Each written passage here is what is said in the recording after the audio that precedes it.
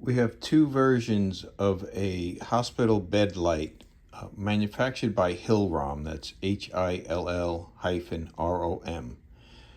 One is 4¼ inches wide and one is 5¼ inches wide. The 4¼ inch wide is 48¼ inch long.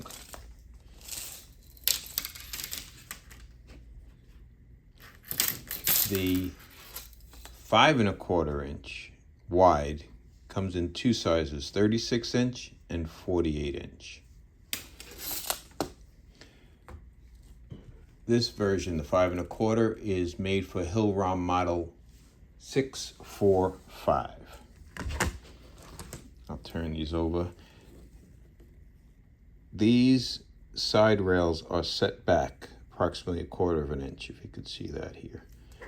This model is totally flat, straight across. These are not the original manufactured replacement lenses. These are OEM.